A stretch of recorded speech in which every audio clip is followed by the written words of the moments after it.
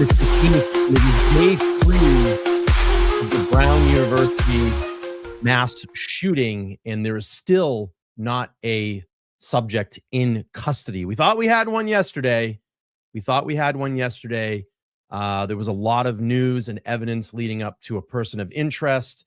Authorities and the FBI had spent countless hours at a hotel out in Coventry, Rhode Island, canvassing that area, and it had been reported that some weapons had been removed from a room in connection with this person of interest.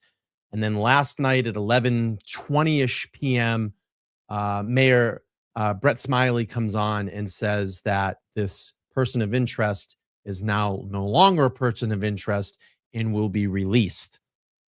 Still a super chaotic situation in and around Brown University. So let me just do this really quick. I'm going to get everybody a quick timeline update as to where we stand right now in this investigation.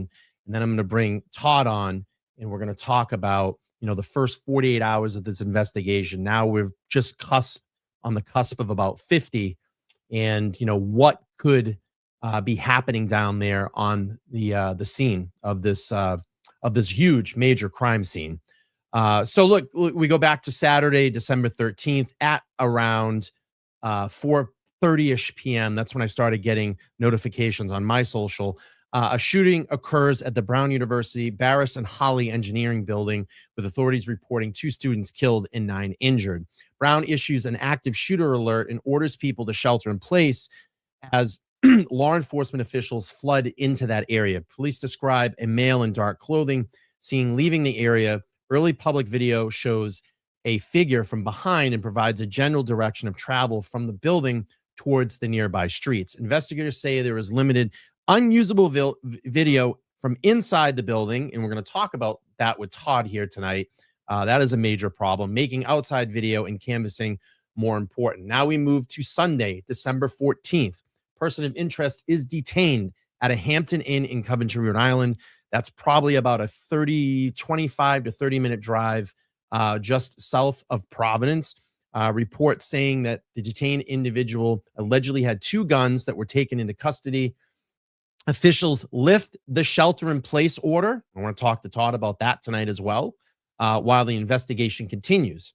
Late Sunday night, Providence Mayor Brett Smiley and the Rhode Island Attorney General announced the detained individual will be released without charges, saying evidence now points in a different direction while stating the community remains safe. Talk to Todd about that too. And then we have today, Monday, December 15th, Providence police released new motion recording video showing individuals resembling the previous shown person of interest walking on Waterman Street. There was a lot of activity in and around Waterman Street. FBI was canvassing that area pretty much all afternoon up until tonight. And that is the area around the shooting. Police have been asking to submit tips and footage, announcing an investigation update at the Providence Public Safety Complex. And they just had that news press conference just about a half an hour ago. Police conducted neighborhood canvassing and requested home and business surveillance footage with enhanced presence in the nearby neighborhoods. The FBI and Providence Police announced a reward of up to $50,000 for information leading to the identification, arrest, conviction, and describe the individual they are seeking is armed and dangerous. 2 students killed are publicly identified at this point, and that's where we are. Let me bring my guest in tonight, retired Mass State Police Todd McGhee. Todd, here we are. Just heard my intro there. Yesterday we hear all day of this person of interest. Last night we have 11:20-ish p.m. Press conference. Mayor Smiley comes on and says this person of interest is no longer a suspect in this investigation after further forensic analysis and investigations. You have the Attorney General that comes on and confirms that as well. And they insist, Todd, that the community is still safe. Did they jump ahead on this one, Todd? And how does this reverse instill confidence in the community? What is going on with this investigation? Yeah, Brian, anytime there's an incident such as an active shooter, there's always a multi-jurisdictional collaboration, state, local, depending on the state, could be county, but also federal authorities. And typically the FBI just steps in. They partner. I was going to say they partner nicely with the municipalities and state agencies, but they have to because the feds don't know the roadways and the streets and the community like the local police. So it's important that it's a collaborative effort. So it was shared over the weekend that there's some type of jousting match between the FBI and Providence Police as to who's the lead agency, and the Attorney General I believe addressed that to put that to bed. But you need clear guidance and direction for the community, especially in this particular case where there was still a gunman at large. You mentioned the shelter in place order. My personal opinion, it should have been held longer. Even when they identified the person that they just released, they still didn't give a strong conviction that this was the person of interest was the guy. And so you're just better off in abundance of caution, right? We hear that every time there's a major incident, an abundance of caution, keep the shelter in place, allow the investigation to continue on. And in this particular case, they didn't have enough evidence to hold the person that they arrested or that they detained. So if they didn't have enough information by today, they were going to have to release him, and that's based on our laws of the U.S. Oy. I mean, there's just so much to unpack. There's so much to unfold. We've heard about, the 800 or so security cameras that are in and around the area. We have, people are saying we have these 800 security cameras, just guesstimating in the area. And there's more parking ticket cameras there. And the images that we're seeing are not really the best images. And then also, there's no security video of this partaking inside the building. Is this a is this a major fault in their system as well too? And I'm tired of hearing, oh, it's an old building, it's this. You've got to, I mean, you've got to get this stuff in place. You have, people that come in and out of those buildings. You're there to protect. I don't want to say children, but you're there to protect students, Yeah. and security has to be the utmost important thing, old building or not. I just feel like it's a major fail on Brown University. Brian, I've had projects where we've installed CCTV cameras in buildings that were built in the early 1900s. Old brick and mortar buildings that'll be here for another 150 years and still being occupied. So there's no excuse for the lack of CCTV. That being said, the concern that I have is the unlocked door to the engineering building. The door was unlocked, and there's in this day and age, at least my clients, my especially my school clients, because they're the most vulnerable.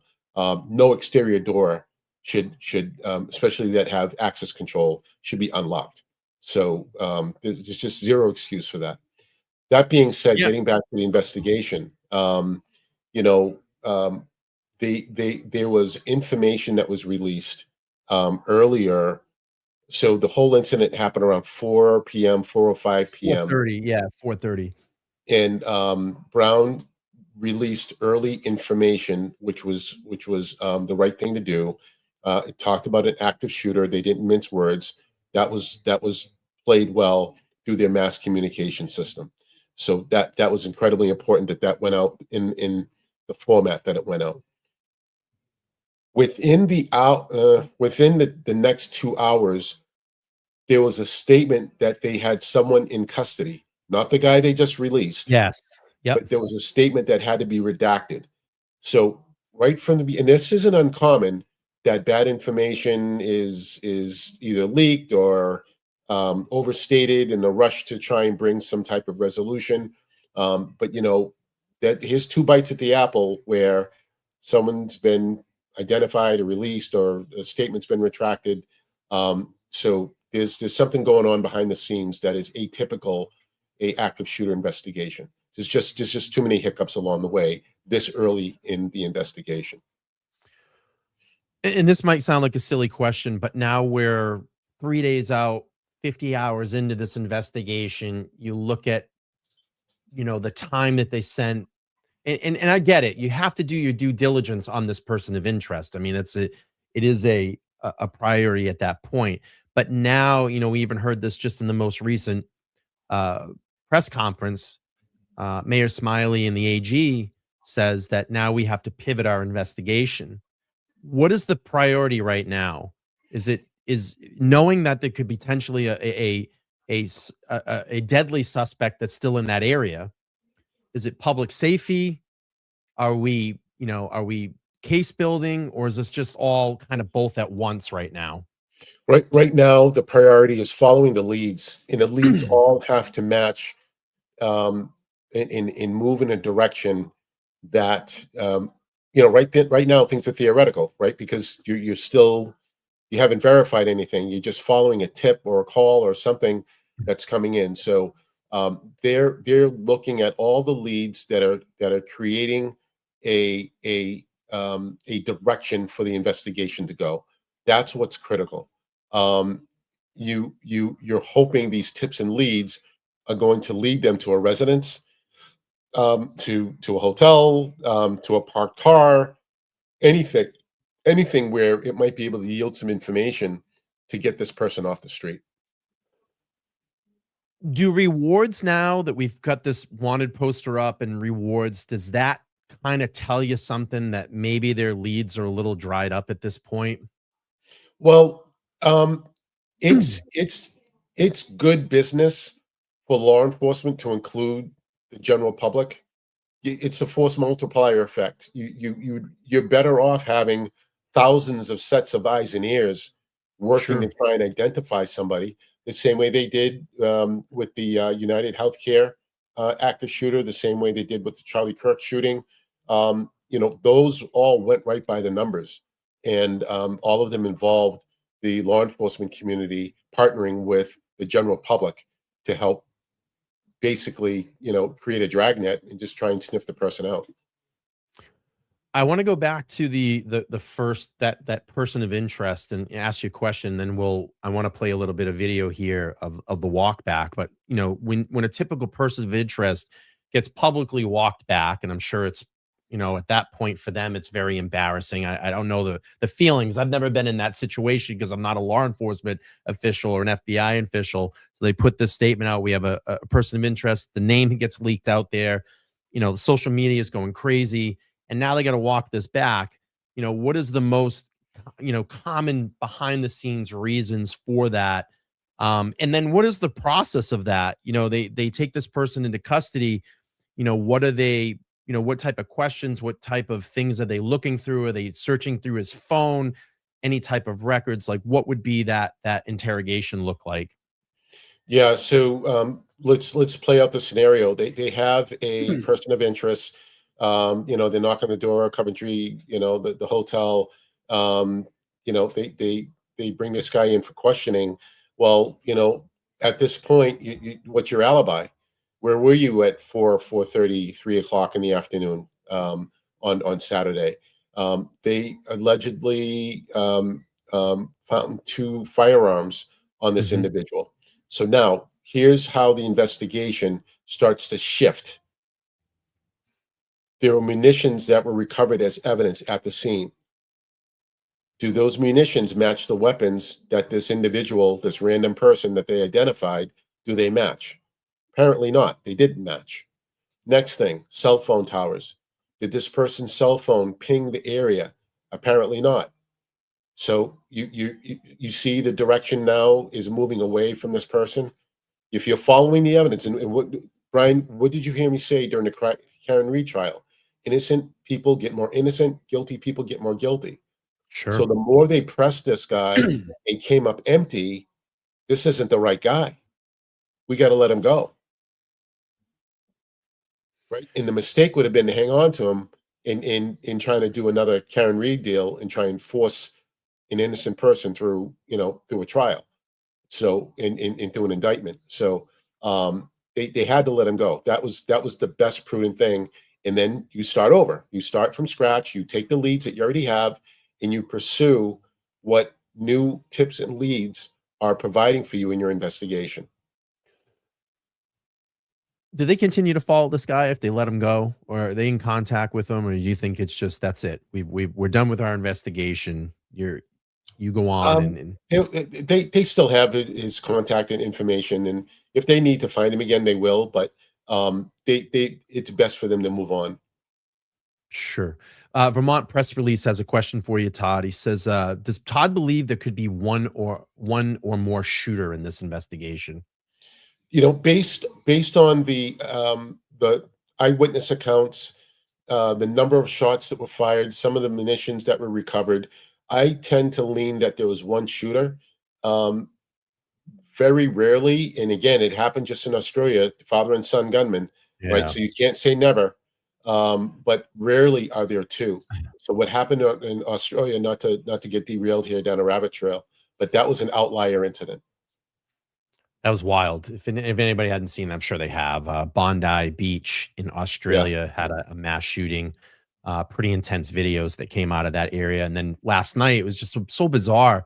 I'm laying on my couch and I haven't seen Wolf of Wall Street in a long time. So just kind of going through that and watching it. And all of a sudden, I think I jumped on X really quick, and it was like Rob Reiner and his wife were found murdered in their home, and now there's an arrest of, I guess, their middle son today. It's just so bizarre. I'm like, wow, just watching Wolf of Wall Street and watching Rob Reiner on screen, and he was the director of that movie as well too. So it's crazy. yeah, horrible. Let's see. Oh, this is a great question too, and I love these questions. I love when people Yeah, get keep them coming. interactive. And Yeah, keep them coming.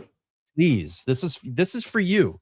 This is why we do these streams to let you ask questions and learn about investigations and learn about our subject matter. So Todd, your best guess, please. Is this a target on someone or going after the school for something that happened to them, or maybe something else?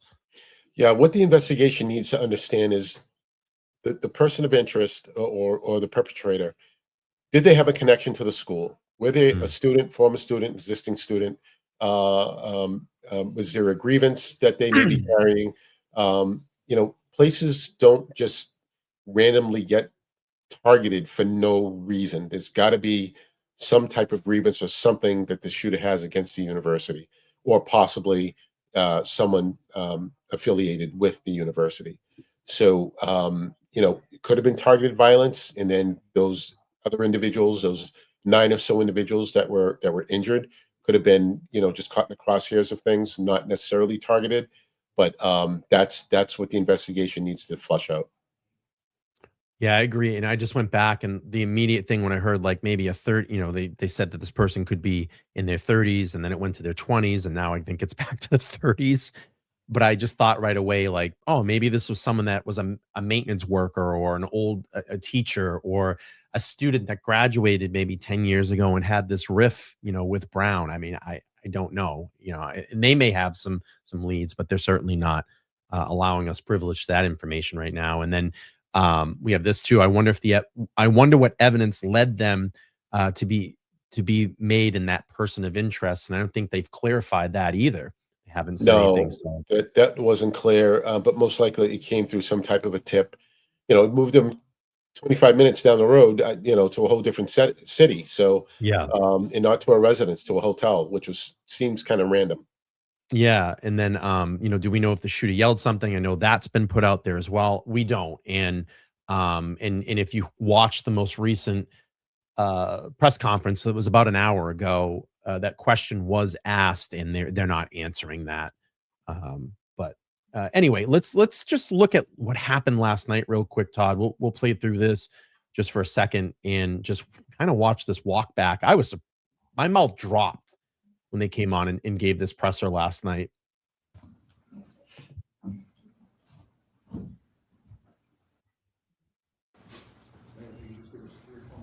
Yeah.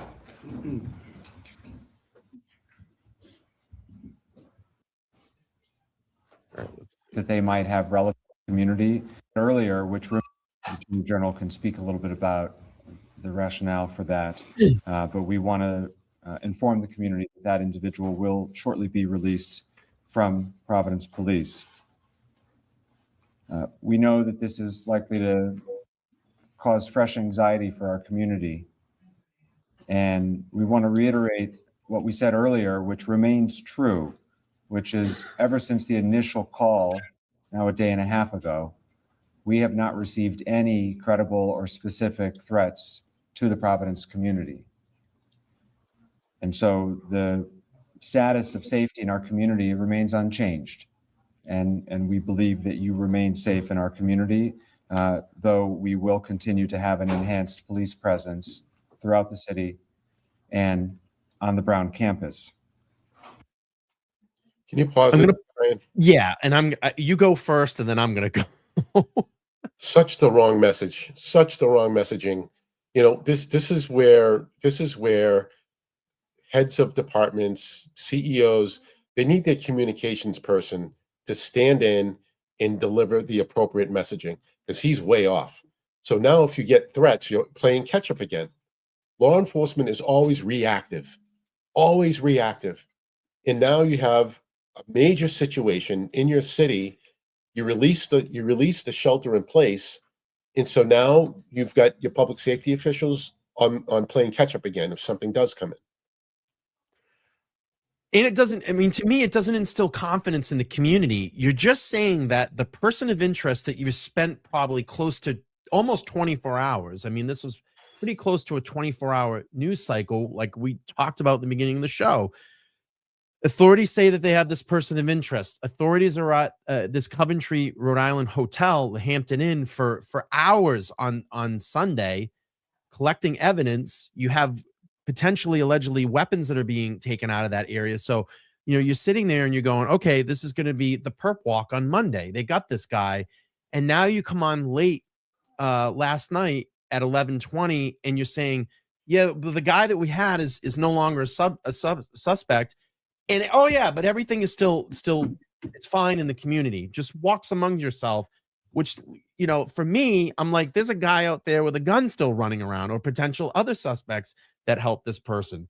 That doesn't feel like a secure community to me. You know, you're saying the community is safe while suspect isn't identified publicly. You know, what's going on here? So, You know, Brian, let's go back to the marathon bombings, 2013. Before the lockdown of the Watertown and associated communities, adjacent communities, what happened in Cambridge? Officer Sean Collier was murdered by one of the Right. brothers. Right. So this again goes back to your community is not safe. There's a gunman at large. He is not in your custody, and to give a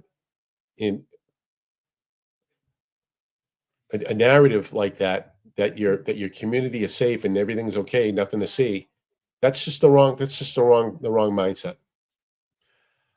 I would probably, you know, if I was, I agree. And I would just say something like, look, you know, we have a potential suspect that could be in the area.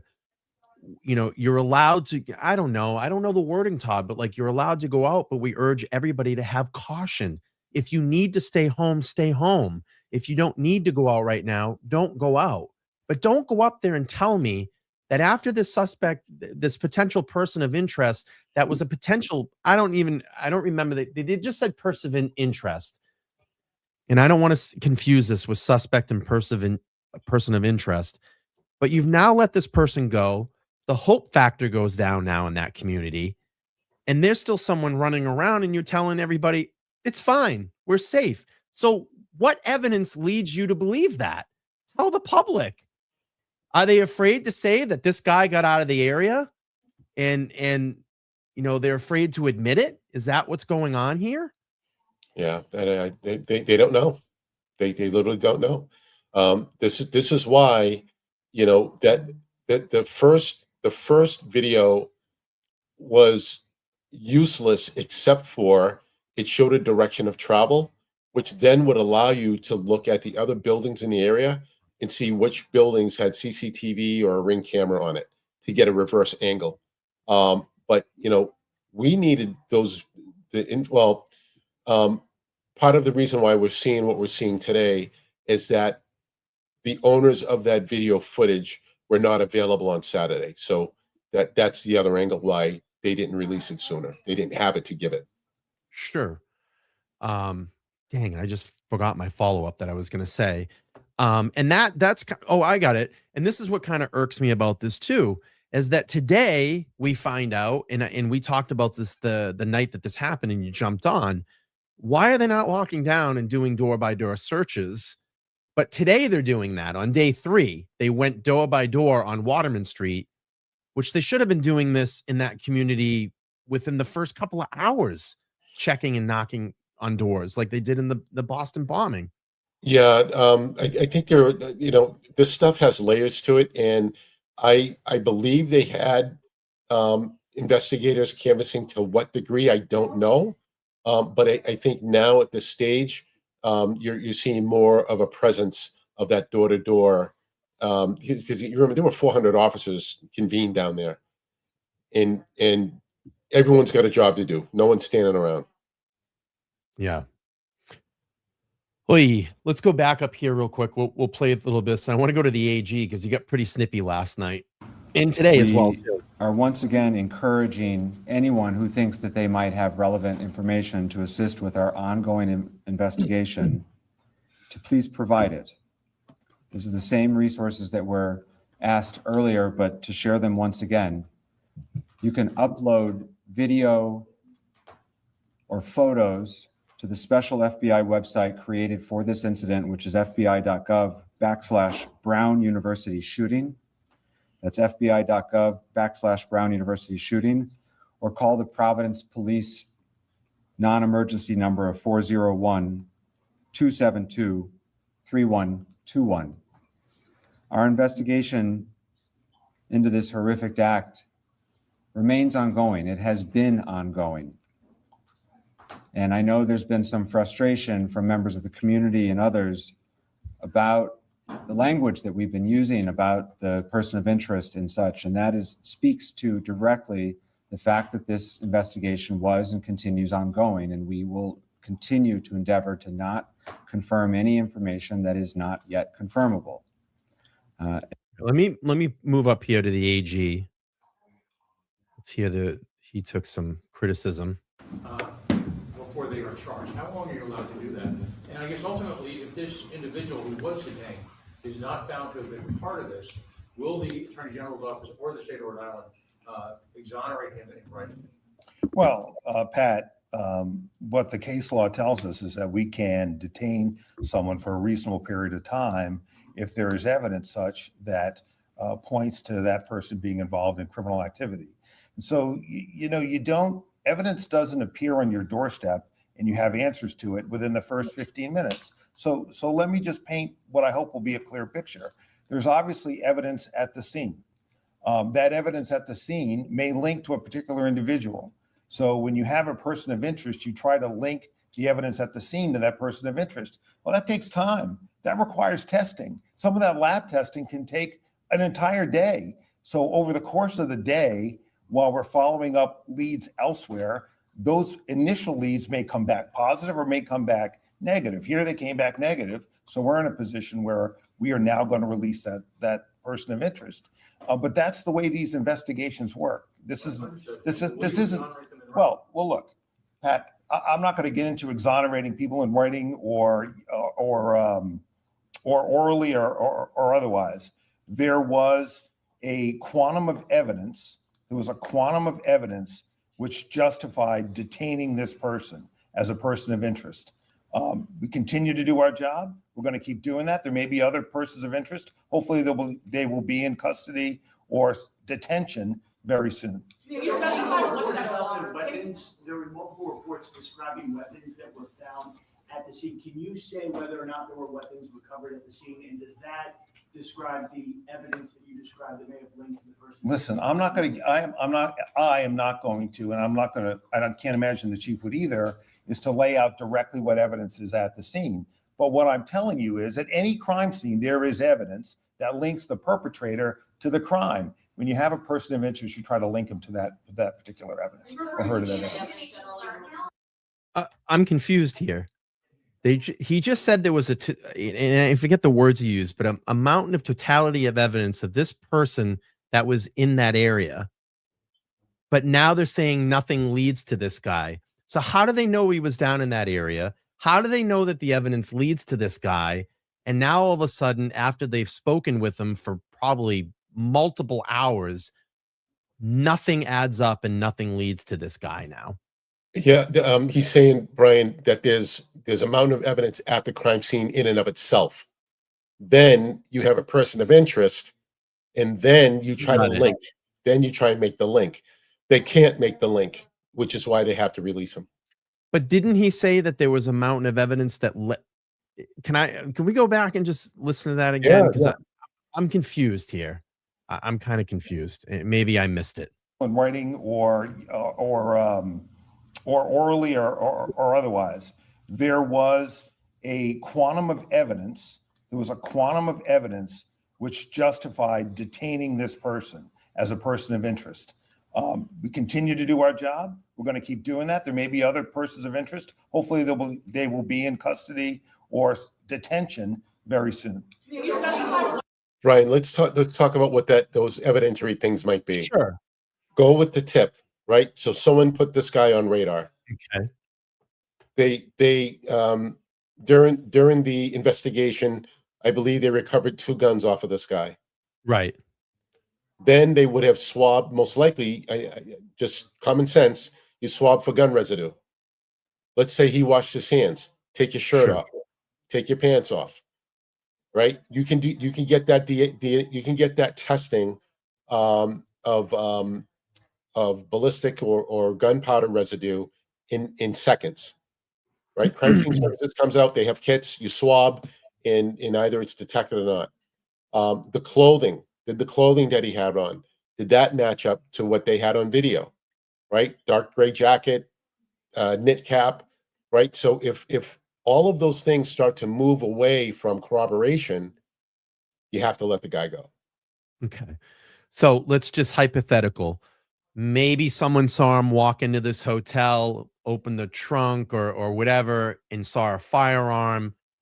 They lead the connection. They give the tip. The FBI comes in, local police come move in, and this is how they start to question. I'm just speculating here. I Yeah, wish we just had some hypothetical. more detail on that. I wish they would give us a little bit more to lead us like this is what came in. There was a tip that came in. Why would they not say this now? Now that this guy's been clear as a person of interest, why not say this is what happened? We get a tip from a citizen and just kind of maybe roll out that scenario. So they saw him moving some firearms from a vehicle or whatever it may be. Why don't you tell the public? Brian, this also happened in the Charlie Kirk assassination. Someone was arrested and was not the guy, and they had to unarrest him as well. So it happens for whatever reason. It happens. But to your point, in the spirit of transparency, we need this information to help understand where the investigation is at. Yeah, and Upside Down saying that the originally the FBI assisted with geofencing in the location of his position. I do remember that. I do remember hearing that. T saying thank you for covering this. Thank you for being here tonight. Alexandra saying they have just realized they had just released a new video, and well, it's not clear. Yeah, we've seen the video just recently. A couple of minutes ago, they released it at that press conference. Let me do this. I'm going to just pop up to the AG again because they're laying into him. And this was just at the most recent press conference. And then I want to talk to you about, what happens in the first hour of this investigation, and what is, the platform that they put in place to start, taking in a major mass shooting like this. Here we go. Investigate. Here we are at the 49th hour, but I got to commend the dedication and professionalism of all of us that I mentioned earlier, because it's that passion to bring someone to justice that led us to get this info that we got today to be able to provide to you. What is One second. 100. Yes.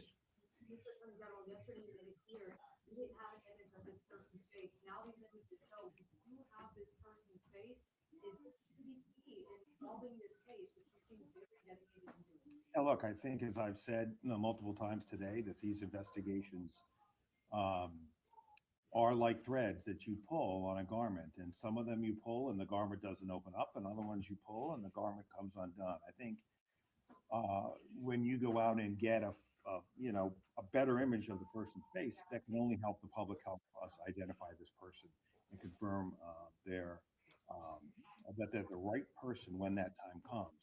The prosecutors today have been working with the law enforcement agents and police officers this investigation, and I would describe today's work as making steady progress to identifying the person that we saw in the video that was released yesterday. And the sooner we can identify that person, the sooner we can, I think, blow this case open. But that's work that has to happen in the next 24 to 36 hours. What intelligence led you to believe that there was no further threat to the community today? You mentioned yesterday that there was no additional evidence. Yeah. Thank you for asking the tough Can you just question expand here. upon that to Yeah, it's the let same. people It's know? the same as yesterday, which is ever since 4:05 on Saturday, which was when the first call came into Brown. There's been no new, credible, specific threat anywhere in the Providence community. With respect, having Mayor, anything. there was no threats made prior to the shooting. So how can people feel safe Right. with that information? The way in which we are trying to reassure our residents is through a noted, visible police presence throughout the community. It is going to be hard for my city to feel safe going forward. This has shaken us. That will be true tomorrow. I suspect that'll be true the day after the general convicts someone. This is a process to restore a sense of safety. But we're going to take those step at a time. And the first step, and what we're trying to provide today, and which we did well with the assistance of our neighbors, and we're grateful for it, is a noted, visible police presence to provide some confidence for families that are taking their kids to school, people who have to get to work. All right, I'm just going to pause here. So yesterday, the community is safe. Everybody can go about their business. Now he's saying that we're trying to make sure that we instill the safety of the community. So again, more mixed messages. Yeah, he's got to get off that narrative. It's not, no one's buying it. I'm not buying it.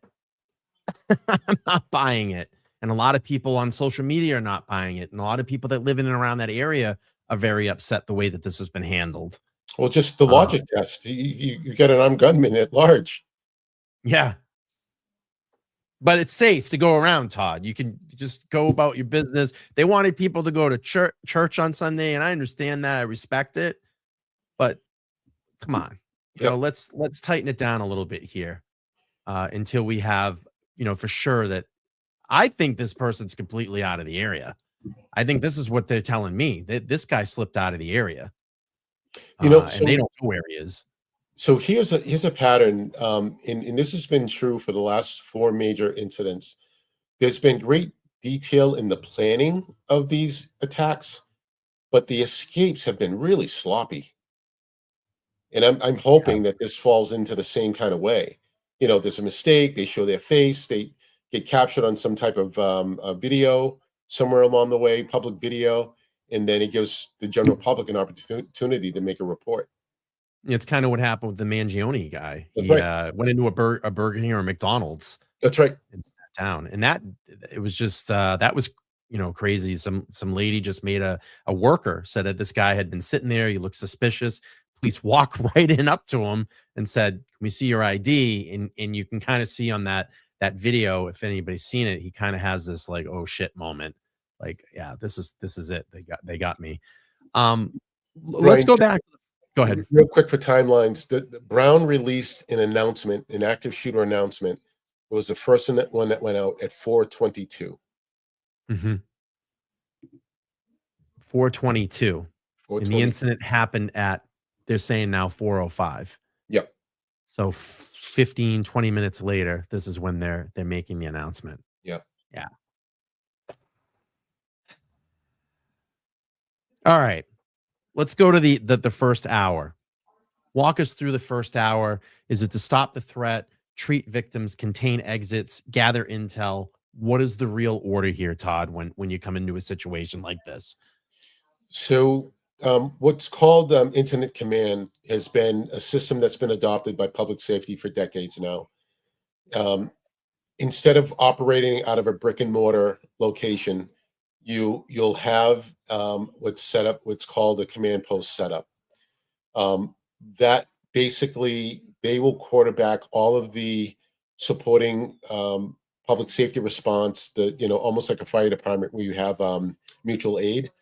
So regardless of local, state, federal, EMS, fire, they'll all be quarterbacked through this mobile command post. As far as the first initiating responding officers, and I believe Brown Public Safety, their officers are armed. So it's Yeah. either going to be Providence or Brown Public Safety.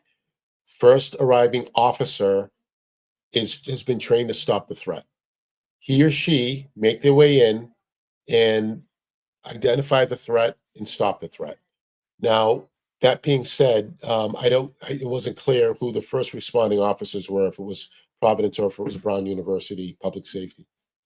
At that point, you then have to start clearing the buildings, right? So this is all within your first hour. So you have a massive law enforcement response. They're assembling teams after the initial response. The second wave of officers are clearing each and every nook and cranny of buildings that were believed to be involved in the shooting. Right, because you got to remember, Brown is not an isolated campus; it's all over the city of Providence. Right. So you have to triage what buildings you think the gunman had some type of access to, or where there may have been some type of activity associated with the shooting. So that's your first hour making all that happen. Within that first hour is you're triaging your injured. So those second wave and third wave of officers coming in, they will be joined by EMS, most likely fire department, and they'll start treating all of the injured. Those with the most life-threatening injuries will be transported to local area hospitals. Others will be treated right there on scene. Things like there's some really good training out there, Brian, called Stop the Bleed. And it's old military training, and you can dress a wound right there in the field and save a life without having someone to go to the hospital. Yeah, and you see a lot of police now. They have those tourniquets on them as well too, like those tourniquet straps and those things. I've seen in police body cam videos where police officers have been shot, and they're bleeding bleeding out pretty bad. Yeah. And they'll throw one of those on, and it does a really great job. Um, when you have all these multiple agencies that are involved that get called to the scene, you have, your EMS responding, your police departments responding, fire. Now the FBI is being called in. How do you keep all that straight through communication, like on the radio, without it turning into absolute chaos? I got to take you back to not just here in the U.S. Responding to mass casualty incidents in the communication was a massive problem. And the term they use is called interoperability. And now what you'll see are radio systems have 10, 20, 30 channels, and all of those channels will be encrypted. And so from the command post, they'll say, go to channel 7 on your radio. And that way everyone can hear real time what's going on and what's being broadcasted. Explain an intel cell. Who's in that room, and what are they basically producing every hour? What information is coming in and out of those rooms? So I'm not sure if you heard me use this term before, but a fusion center. Fusion centers are basically your intelligence hub. There's at least one in every state around the country. Massachusetts has 2. One's ran by the Boston Police, another one's ran by the state police. But they're being the intelligence arm, they will basically look and find any social media postings, any digital information, capture information from other neighboring cities, towns, states that can help the investigation. So they'll take a role in the investigation, but very much behind the scenes. Mm-hmm. So And then if you get in. Oh, go ahead. I'm sorry, Todd. And if it's a terrorist act, they have a joint terrorism task force that will go out. These are separate from FBI agents. These are additional officers that'll go into a community, and they'll also be tasked with the investigation as well. And those are those are officers that are specifically trained for terrorist types of attacks. It's a That's whole correct. set of different training, correct? That's correct. And what kind of training would what kind of training would they receive in their tactical? Oh, it's vast. Extremism mindset, behavioral recognition.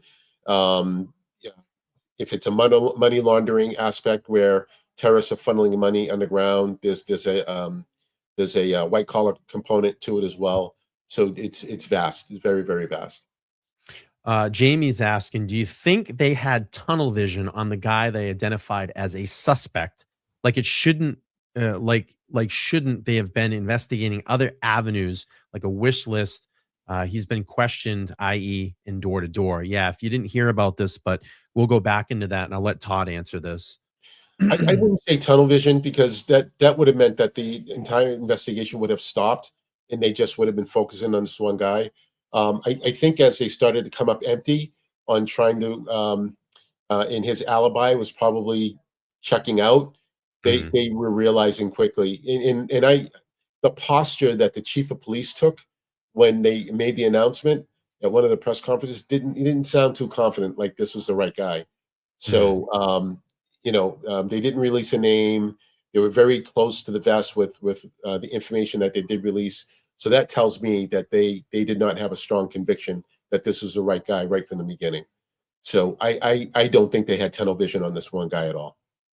Yeah, and then you go back and look. I mean, even last night in that presser that we just watched with Mayor Smiley, I mean, he looked. I mean, obviously he's tired. These guys have been working long hours, but he looked a little bit disappointed and defeated to have to go up to that podium and tell people.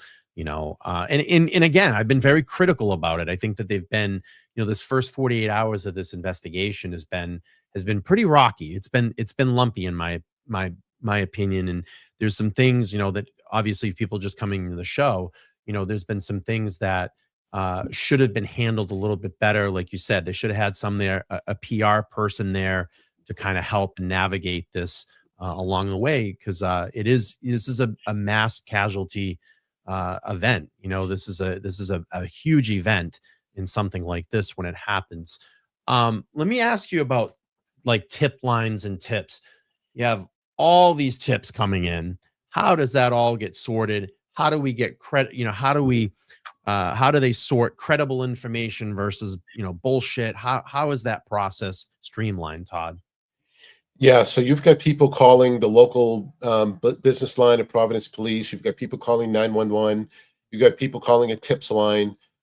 So that all of those calls that come in get aggregated. They must be using AI, Brian, at this stage of the game with technology to be able to validate what's new information versus what's repeated information, or what's just bad information, right? So then that information is I know here in Attleboro, we've got a situation where you can go to I believe you can even text, or you can call. You don't have to call 911. You can actually go into the system, and the system actually sends your call for service out to a supervisor in the field.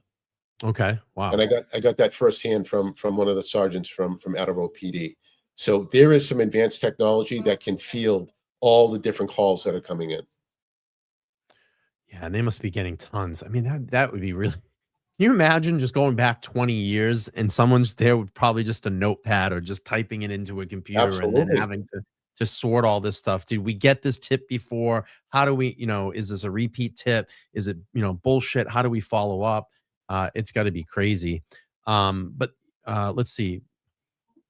All right, here's a good one for you. So trained investigators, they're starting now to look at this footage and they're starting to break it down. And again, we start talking about AI systems. I'm sure they're loading this footage into a computer, trying to match, maybe a huge database of information that they have. But for a trained investigator looking at, just from their own eyes, what are they looking at? Gait, posture, maybe things that they were carrying, wearing, directional changes. You talked a lot about that. What are the things that a trained human investigator, I'll leave AI out of this, but a human investigator are looking for this? Yeah, you touched on a lot of it, right? It's identifiers, descriptors, things that anomalies. Again, this person's gait was talked a lot about early on. Also, the it was difficult to tell if it was a black jacket he was wearing, or it appears to be a darker gray jacket that he's wearing. Um, so those types of descriptors, even even the face mask that is covering his identity, that's even important, right? Because what if they come across this guy, the police say, we're going to search you to make sure there's no weapons, and they find a face mask on him, right? That's a clue. That's something that begins to build probable cause. So the least amount of information is equally as important as the larger, finding a gun on somebody, so to speak. You're Sure. piecing the thing together just like it's a puzzle. Yeah, and the mask is pretty interesting too because it's just like a black medical mask. It's not like a tactical mask or a hunting mask or anything. And that's pretty interesting. Like a COVID mask when people wearing those COVID masks. That's That's what it right. looks like. Um, but I mean, to me, I mean, just looking the way that this guy is dressed, it's like someone that you would walk past in a convenience store on a Saturday morning. Just some guy going in and picking up lottery tickets or something like that. I mean, it looks pretty normal. And I don't know, is this done by design? It could be. Is that part of the character that this person's playing? But it definitely, to me, just looks like someone that would be in the local area that we would walk by or see at a mall or whatever. Looks pretty ordinary. Also, Brian, that middle image is kind of gives a better image in the image, both image left and right. It's kind of a frumpy dresser. Clothing's Yeah, kind of baggy. He's not well kept. It's got a little bit of a bear gut there. Those are all the descriptors that you're going to be trying to identify. And if you're out somewhere in the general public, you're standing next to this guy, you're going to take a double look. yeah, that's what I said. I mean, he just looks like someone that you just normal walking around and just looks Can like a we pretty tell if that's a ordinary North guy. Face jacket? I'm sorry. Can we tell if that's a North Face jacket? Yeah, it's where the insignia would be on the jacket, unfortunately, is cut off by the camera because I think North Face has their insignia in this area. There is something here, but I don't know if that's something that's part of of their investigation. Yeah, I don't know if it's something there, but it does. I mean, it looks like a North Face jacket. That's a good call out. And then we have some video of the said person of interest. Let's see. This was just released. Let's go here.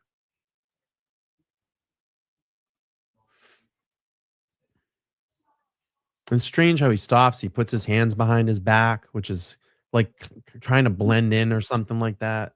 It's odd. Yeah.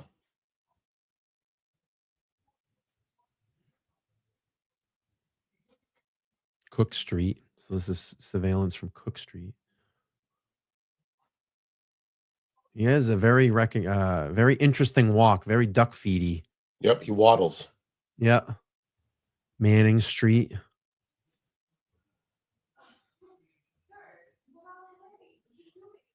So, Brian, if you can envision an overhead map, the direction of travel, you want to bang on every one of those doors and ask Sure.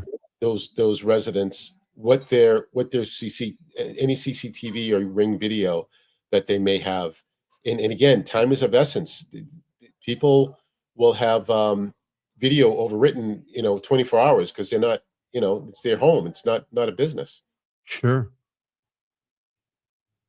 Yeah, I don't know that little insignia. I don't know if that's part of the video or something that they Yeah. put up there. It's interesting. And just pull this up really quick. Upside down saying yesterday the province police chief said he was wearing a camouflage mask, and now today it's a black mask. Yeah, Again, it's a lot of bad information comes out of these investigations early on, and they've got to yeah. redact that information.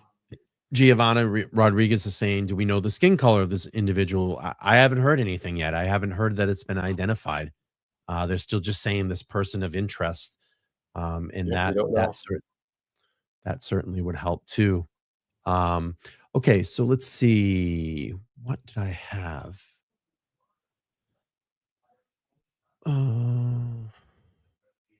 Let's see more questions here for you. Let's see. Okay, so let's just go back to, um, we'll go back to this first person of interest. They get this tip. They come into this area. What is the process now?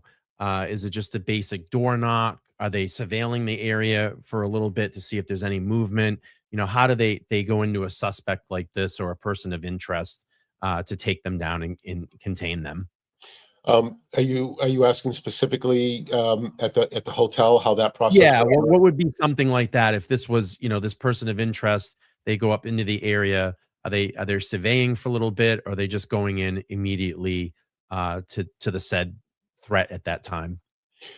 So again, you're matching up all the information that may have been called in from your tipster, and then as far as the engagement at the hotel, there is every hotel has a like a registry, and Mhm. in that registry, you can, and again, not a very was it a Homewood Suites or Hampton Inn. Hampton Inn? Um, Not a very big hotel, right? So say there's 50 rooms, 20 rooms, whatever it is. They'll be able to see who has checked in. Even if they're given a bogus name, they'll be able to kind of go down and vet and then pinpoint that person of interest, bang on the door. We want to talk to you. That Mm, it's not sophisticated. It's pretty straightforward. pretty straightforward stuff. Okay, so now we're here, day 3. What does this investigation look like? We saw some activity now out on Water Street. They were surveying that area. We've now got some other clips of this said person of interest. What do we look now the next couple of days here into this investigation? What's the priority? So Brian, here's my gut. Based on, we're watching video, and if this is the guy in the video that you just played, if this guy indeed was the shooter, he's not in a rush to get out of town, right? He's kind of meandering around. He's kind of, same thing with Charlie Kirk's shooter. He was wandering through Sure. neighborhoods Yeah. before he made his way to where he was finally arrested. So I've got a feeling this guy is still in the Rhode Island area somewhere. And again, I'm speculating. I don't have inside track on information, but Sure. just based on this guy trying to blend into the crowd, um, I would think if you've created a mass casualty shooting event, you want to get as far away from there as possible. And again, mental illness around this stuff too. Who knows what this guy's processing? But he doesn't seem like it's urgent for him to get out of town. You think he's a local guy? I know that's hard to answer, but from what you've He's seen, familiar. you've done this He, for a long time. he's familiar with the campus. He's familiar with the buildings. I'll give you that. Yeah. So possibly could be a local guy or spend some time here at least and Yep. survey the area. Yep. Knows Yeah. his way around. Yep. Mark Cunningham says, "Hey Todd, saw you on news on Saturday night. My cousin is a sophomore on the same floor of 100 away from the shooter. Got out safe, thank God." Yeah, Thank I God. know some students that are over at Brown and they are safe, and that was nice to hear. I had a lot of people that I work with that are students. Some of them are at PC, they're at URI, and they were even reaching out to me and saying, "Hey, we're okay," and we had some friends that go to Brown and they're safe. So that was good to hear.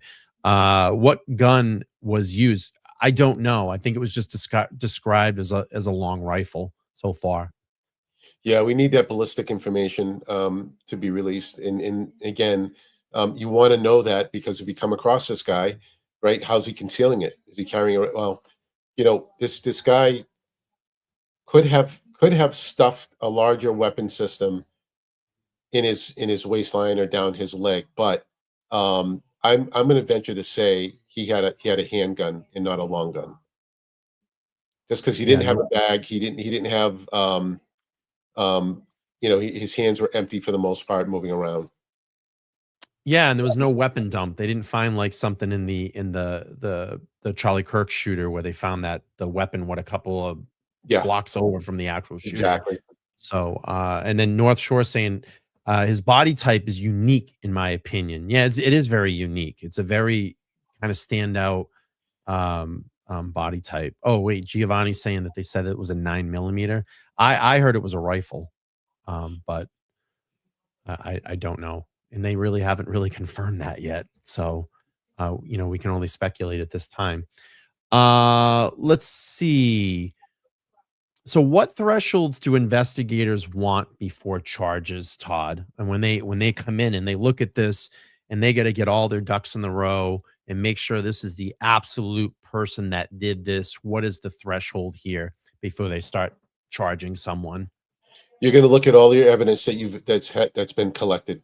You want to again look at, is there a cell phone on this person, and if so, did it ping the nearest tower to the engineering building? Is there gunpowder residue on hands and on his clothing?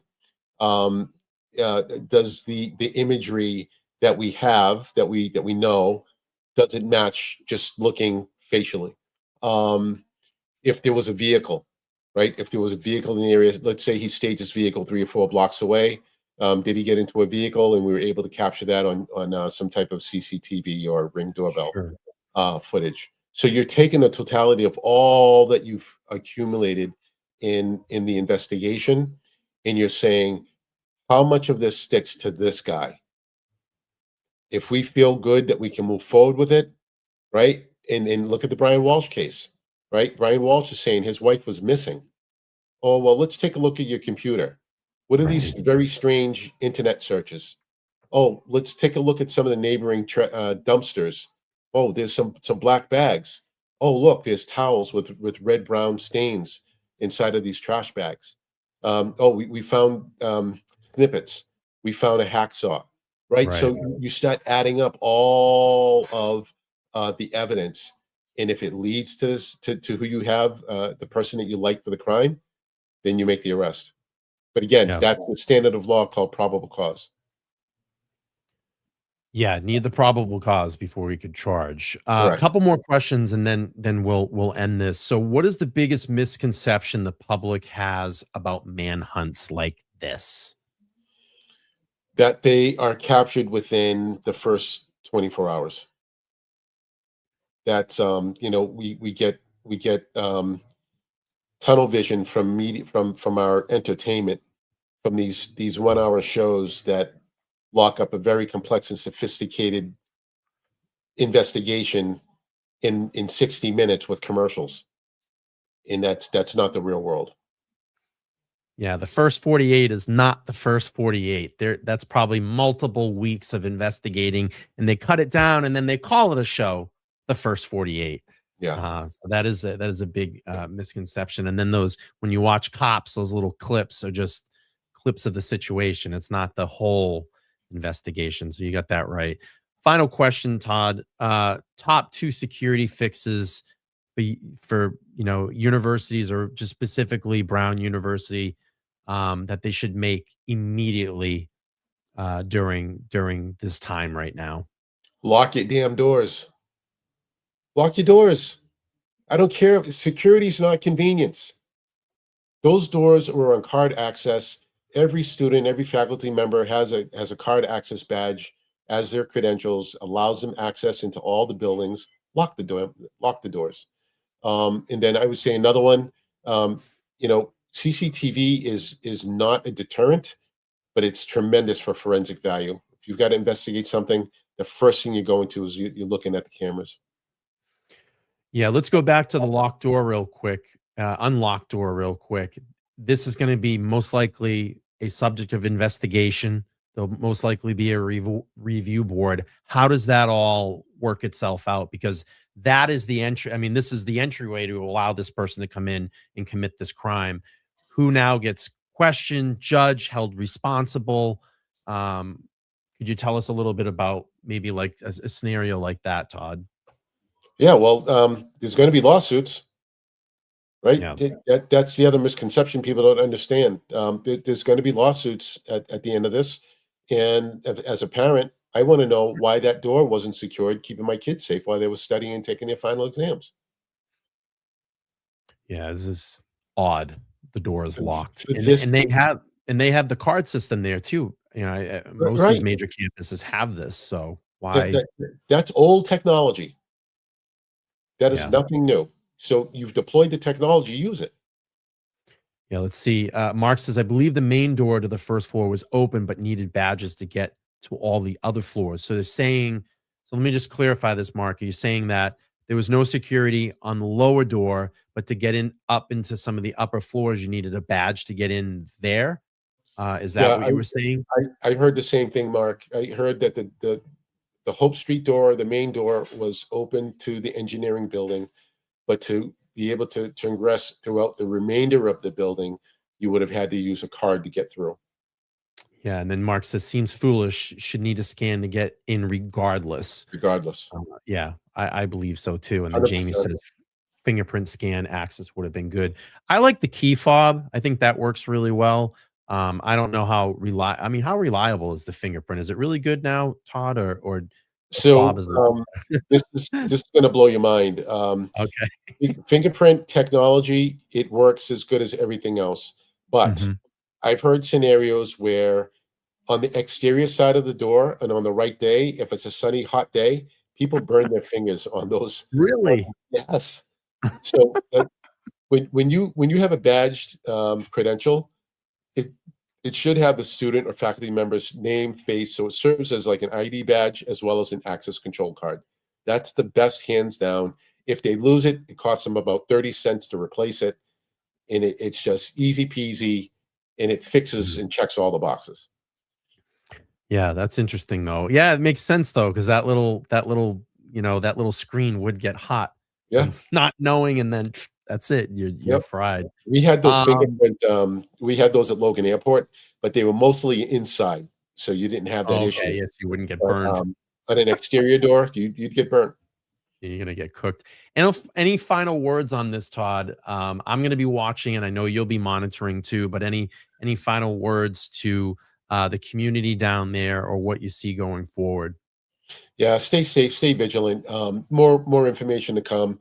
As more CCTV footage is released, it's going to be able to identify this individual. Again, what are some of the things that stand out? He seems to be kind of frumpy.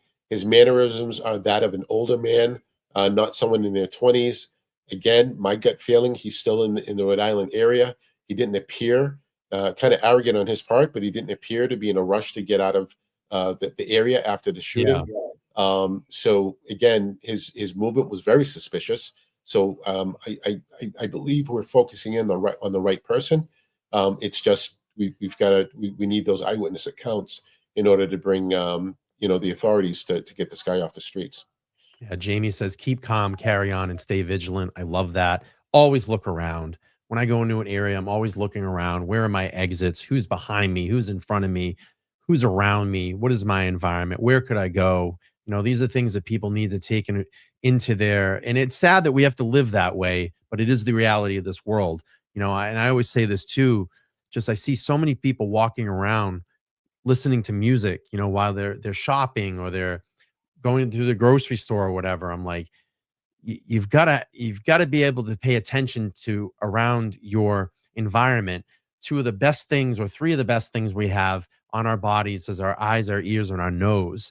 The minute we hear a sound that could just alert us, if you have headphones in, you're not going to hear that. You might not hear someone come in and start shooting off a bunch of rounds until there's people around you that might have been shot. So I always say, uh, I just don't like the whole walking around with headphones thing in. If I'm out, just in an area where there's a lot of people, I don't suggest it. Be aware of your environment and listen, because your ears are gonna pick up things quick, and your eyes do as well. And 100%. I'm always surveilling an area when I go into it. Yeah,